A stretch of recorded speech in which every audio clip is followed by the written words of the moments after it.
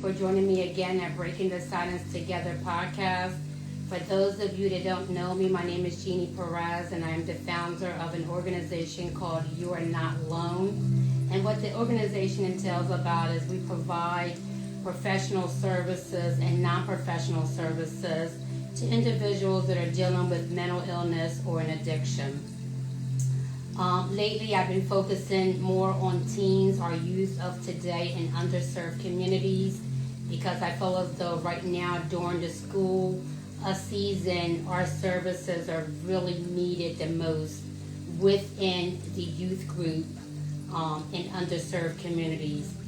And what I have launched for the underserved communities, the city of Camden, Camden County, Burlington County, Gloucester County, the whole south of Jersey and the surrounding areas of Philadelphia, is our teen workshops. So today I'm going to talk about a little bit on how it looks in a community, in a workshop, when we all come together and really show up for these individuals, show up for our children. We can see the difference in these children that really attend these workshops. And I just want to go over some things so that people can get an idea of what really the workshop is doing for these individuals and what is the outcome that I've been seeing. Because, I'm all about metrics. And my metrics right now are looking really good on how these outcomes are really showing up in these children that I am working with these teen workshops. These groups. I really am amazed with our numbers and just the outcome of it. And I just wanted to share that with some people, people that are dealing with this, maybe with their own kids, or maybe they're a teacher, or maybe they have an organization, a youth group, and maybe this is something that maybe that interests them to bring into their organization, their school, or an after-school program that might help their teen group. Maybe they'll benefit from what I have to share today. So what I came up with the title for today is What Healing Looks Like for Teens When We All Get Involved. And if you are following me, I know you have been seeing for the last couple of days, I've been really putting a lot of stuff out there on behalf of this because it's really important for us to understand and really feel these shining lights in these individuals and these kids when we come together and when we listen. It's just an experience that I really can't explain. You really have to be part of it to really experience this movement feeling that I have been getting with the children that I've been working with. Because I always say that, a healing journey, whether it's with kids and adults, it doesn't matter. A healing journey is not just with one person. It's a multitude of people coming together and just supporting that one person or many people on their journey. That's what healing looks like.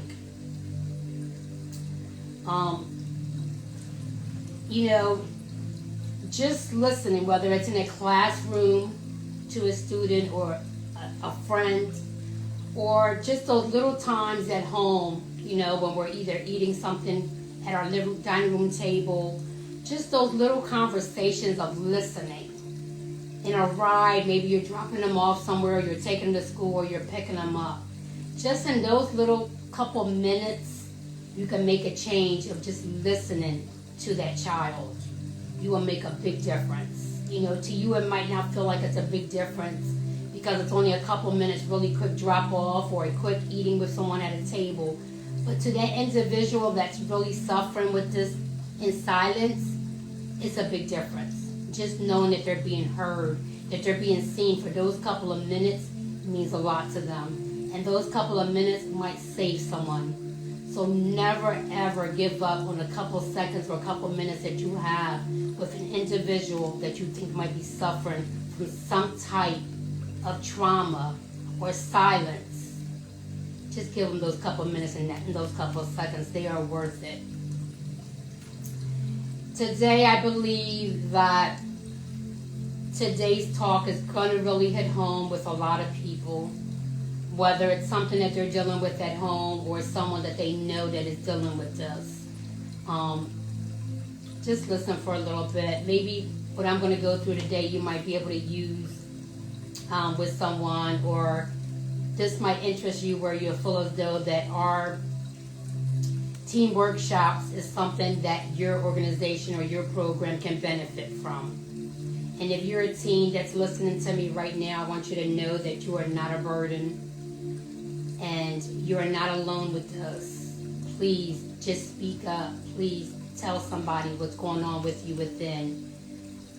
There is help out there, and there is someone that will listen. You just have to really speak up. You know, because many teens today are just silently carrying so much emotional pain, whether it's anxiety, comparison, social media pressure, which this is a big one, grief, some kind of loss. And when I say grief, it's not just a death. You know, grief could be a close friend that they had at one time, they're no longer friends. Maybe someone that they used to be around with before and they're no longer able to hang out with that person because of what they're going through. Or just distancing themselves from their siblings or their families. That's grief. They're grieving that inside because of what they're going through. They're distancing themselves. They are missing and they are needing these other individuals, but they can't connect with them because of what they're feeling. So they are grieving. That's part of grief. It could be a trauma that might have happened through childhood and they're still dealing with it, or it could have been a trauma that just happened right now, today, that they are dealing with. Things that they often don't talk about are things that they're holding within and they're carrying on their own. But like I said, healing does not start at the moment that someone creates a space. Okay? Remember, healing is not going to happen right away.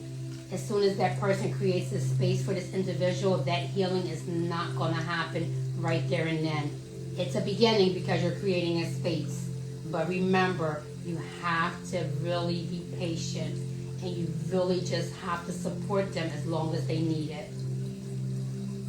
Because that silence that they're carrying, they might have been carrying it forever. Even if they just been carrying it for one day, a couple of hours, it's still heavy. You have to be patient with them. Create that bond, create that space. But please be gentle with them and let them find that confidence within them, that safe space between you two that you have created where they can open up. But please do support them. Do not give up on them. It's not something that they can just get through on their own. It's not something that they're just going to get over. It's something they're going to continue to carry until they find that space, until they find that moment where they can open up with someone. When a parent listens instead of lecturing, again, I'm going to say that again.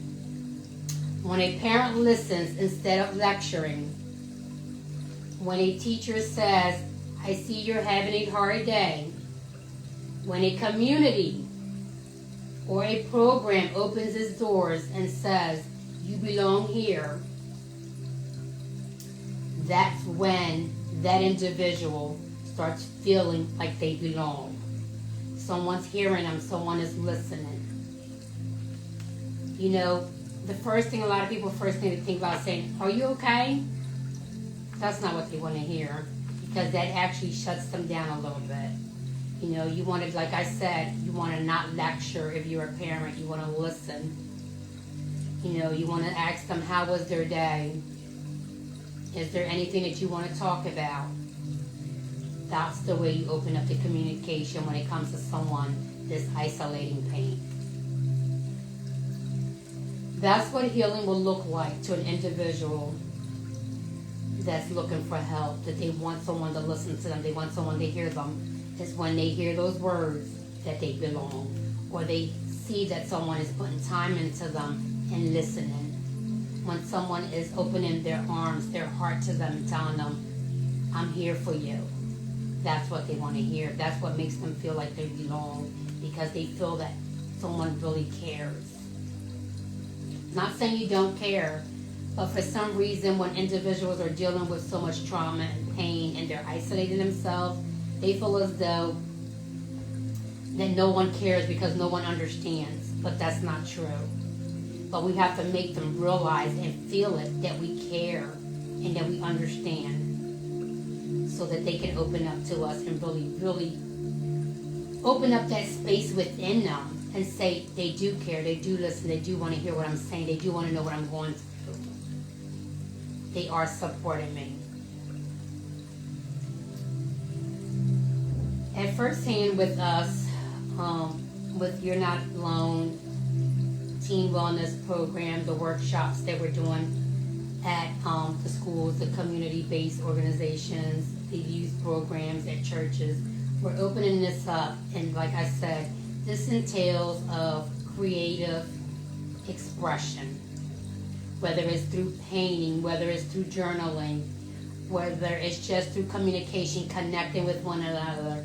Our program, our teen workshop is hands-on.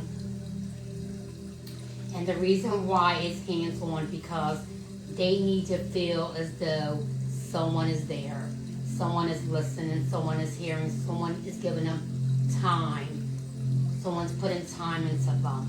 That's why our workshop is 100% hands-on, whether it's 45 minutes to an hour, whatever time. And I don't have a limit on our workshops. Our workshops will start and they end when we end with each individual that has attended that day, whether it's speaking, whether it's journaling, whether it's, we normally will do a out of scratch. I do build journals with the teens in our workshops. We do build journals with them. We provide all the material so they can build their journals and they can use from that day on. So whether that journal takes them to put their time into the way they want it to look, an hour or two, we will continue our workshops until each individual that has attended has completed and we have connected with them. Because I believe that that's the way healing happens. You know, in those small little spaces, those honest moments, those little connections, that's where healing begins. If you rush something, no one is being heard, no one is being understood, no one is really feeling that moment.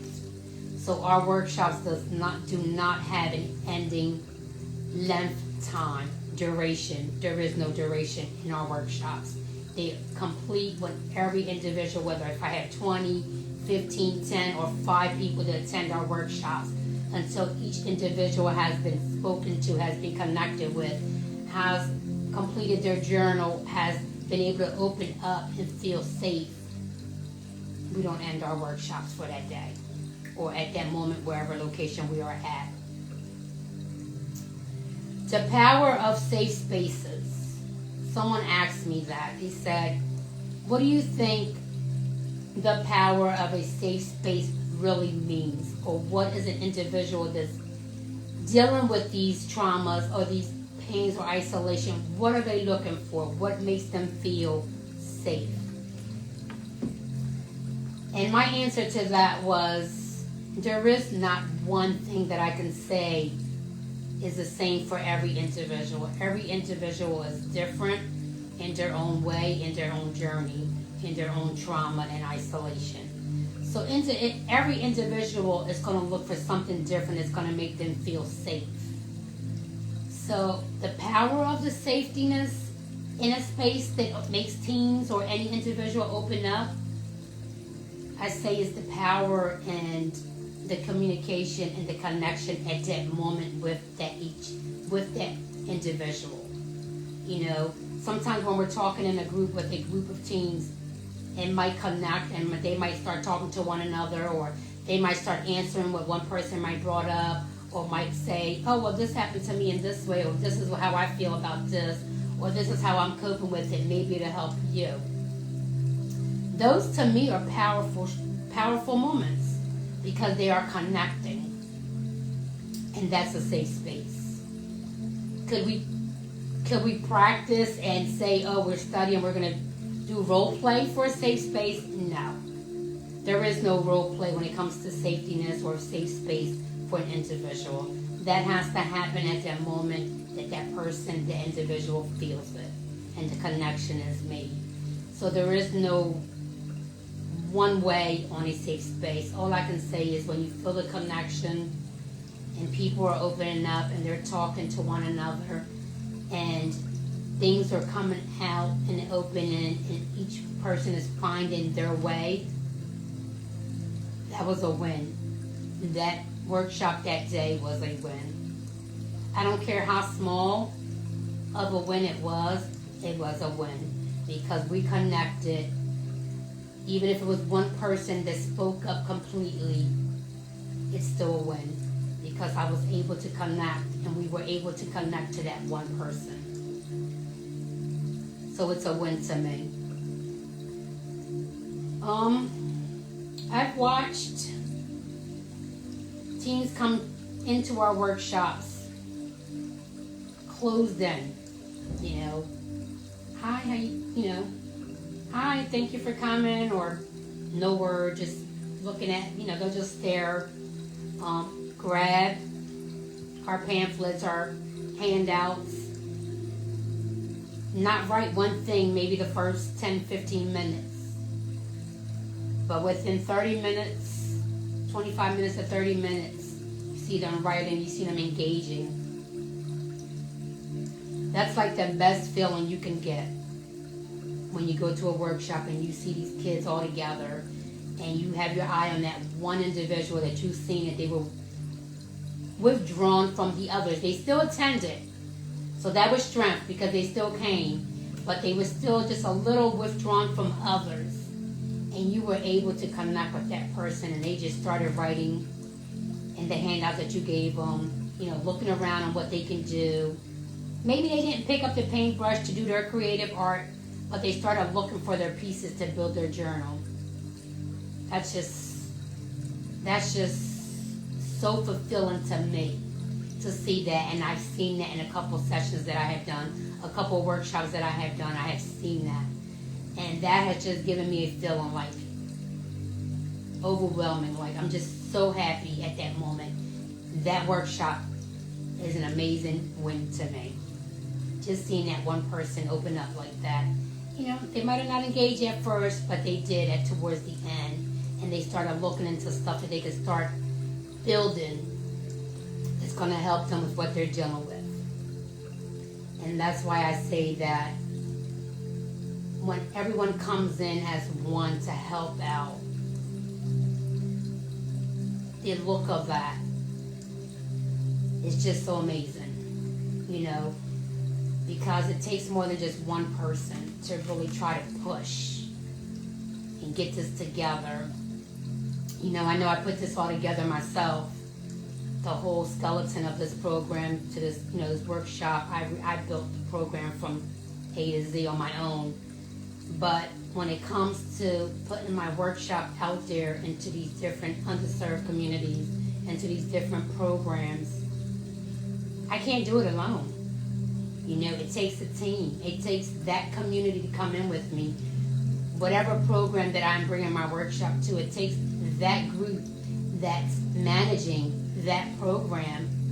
Before I came, I need that group to get involved. That's where the magic happens. When those family members come and get involved with the workshop, that's where the magic happens. When other, they come out to the program, they bring friends, that's where the magic happens. Because people are getting involved, a team is getting involved, a community is getting involved. The teens are seeing this, and they're seeing people are showing up for them. It's an amazing feeling, not just to them, but to us also, to see that we can come together as one and really make a change within our teens. I mean, like I said, it doesn't happen overnight, and that's okay. That's okay. Everything takes a process. But as long as we're seeing the process is moving, it's happening. And that's what we want to see. We want to see the communities get together. We want to see parents get together, get more involved in their teenagers and their youth lives. We want to see youth groups really come together and see what's going on with the individuals that attend their programs on a daily basis. What are their needs while they're in the program, and what are their needs once they leave that program? These are the kind of things that I want to bring to these organizations so that they can carry on after my workshop leaves. You know, my workshop is not going to be at their organization, at their after-school program every day. You know, I might come out once, or I might come out twice a month, but all the other days that they're there, I want to be able to prepare them so that they can go ahead and use what I'm giving them and use it on a daily basis with these teams to continue to grow. Because there are going to be newcomers coming in. I might not be there. Our workshop might not be there. But these organizations that have us coming out will be able to use our tools and resources going forward with newcomers, or even the individuals that are there today, tomorrow, and going forward after our workshop leaves that day. And that's what I'm trying to do. It's not me to come out every day to your organization with my workshop, because we have so many organizations that are reaching out to us right now. We're not going to be able to be at every place every day. But I want to be able to leave our resources and our tools at these organizations, at these programs, so they can go ahead and use them going forward with these individuals so they can continue to grow in a healthy space. That's what our team workshop is all about. It's helping people rebuild and continue to build with and without us. It's not about us. I always say that for anyone that knows me, anyone that follows me knows that I say this all the time, and I really do mean it. It's not about Jeannie.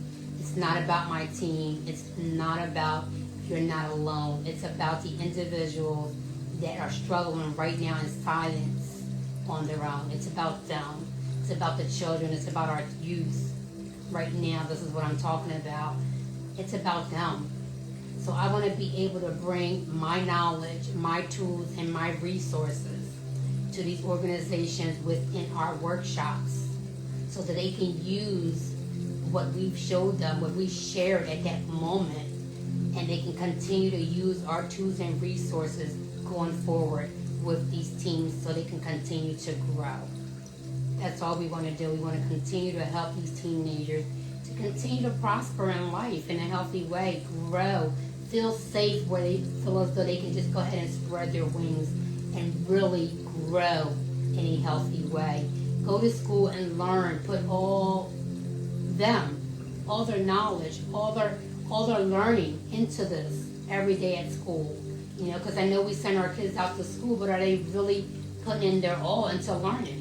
A lot of them can if they're dealing with trauma, if they're dealing with any kind of isolation. They're not, because right now they're scared. So that's why we want to give them these tools and resources so they can build in life, grow, whether it's in school, whether it's at home, whether it's just in their own space at home. But I want them as an individual to be able to feel safe to grow in a healthy way. And, you know, I know a lot of people are, say, well, these kids, they just got to mature. They just got to learn it. You know, life is not all about them. You know, things are not going to always go their way. Somewhat, somewhere, I'm not going to say it's true because I don't believe in none of that. But, yeah, maturity is good because that helps us grow. But maturity has to be a process. And we have to give them that foundation process to be able to mature in a healthy way. We don't want to push them. We don't want them to grow too quick neither, because that's not maturity.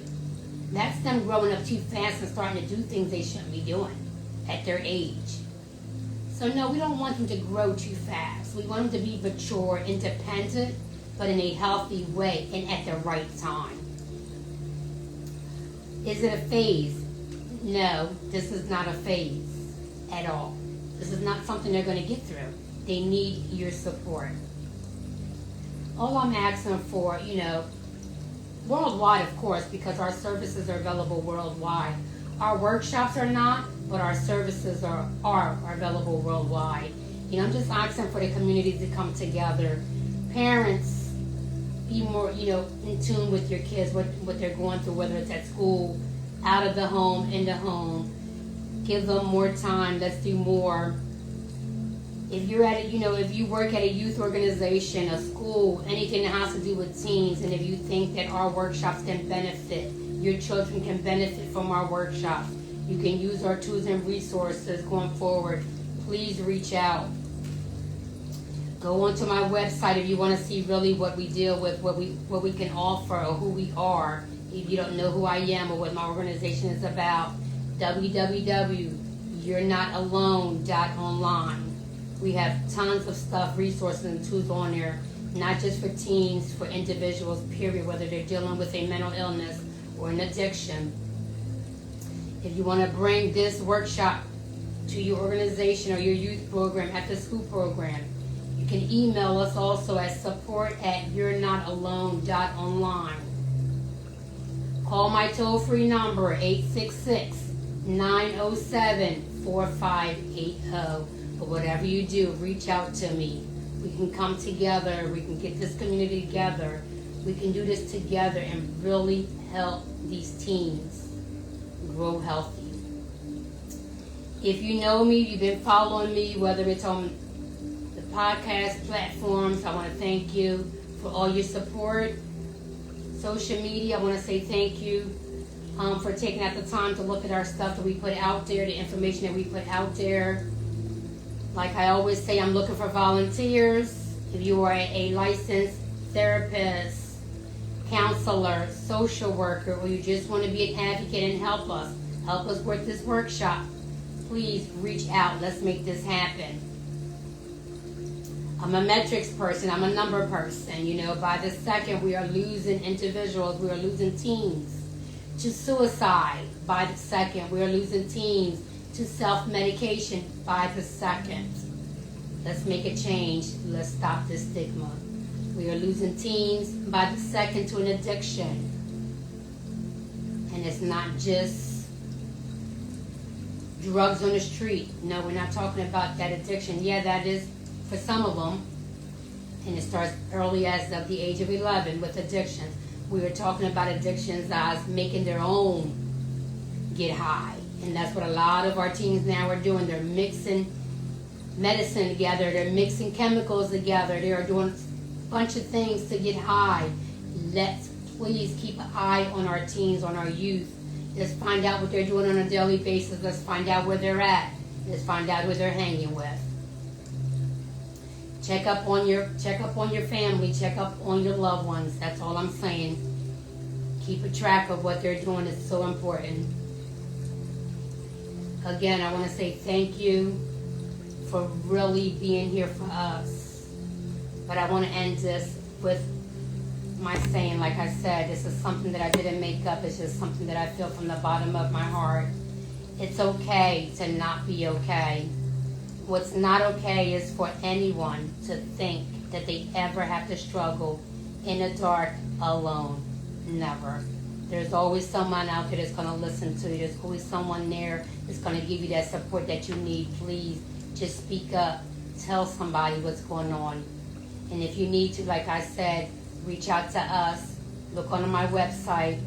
If you need help dealing with an individual but you don't know how to do it, please reach out to us. We will walk you through it. We will get you where you need to go. Again, love you. Thank you. Take care of yourself and your loved ones.